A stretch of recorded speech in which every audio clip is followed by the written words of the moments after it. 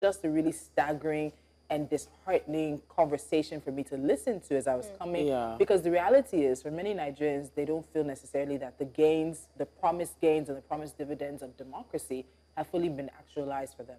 Some of them who are calling were probably a little too young to fully remember. Even me, even though I didn't grow up here, it was just a name we all heard. So I might not have the same experiences, but some of them were a little bit too young. But there were older ones who were calling in and saying that that time was better than the time now. And it's dangerous. I had to think, Stockholm syndrome. Yeah, what are the things that stood out during Abacha's regime? I remember my parents, adults at that time, they would talk a lot and complain. And now I'm trying to think in hindsight, I'm trying to remember, did they just complain because we are complaining people? Sometimes in vernacular you complain because it's sweeter to hear in complain. Yeah.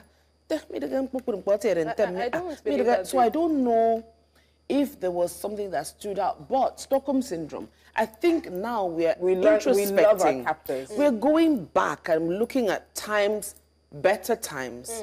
But were they really better times than now?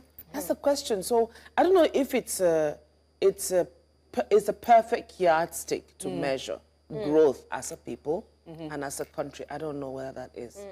And one thing that the presenter said is that you have to take such a conversation sector by sector.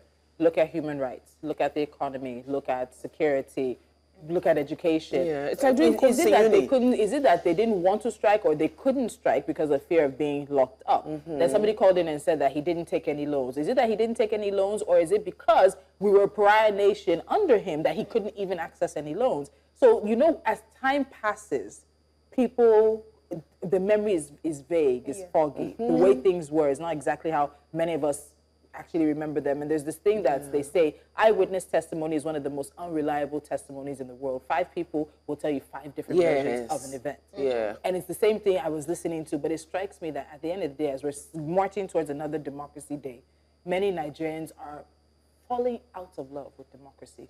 For us, it's losing its luster because they're asking, what exactly has this democracy brought us? And probably, is democracy for us really? Because you begin to look at there are other forms of government. Yeah, like, are we stuck on, did they swear for us democracy? Does it really work for us? It's like you're trying to fit your belongings into a house that is too small for you. But you're convincing yourself that maybe because the church or somebody in the spirit told you that this is where you belong. And that's why, so the difference, we have to ask ourselves some very pertinent questions.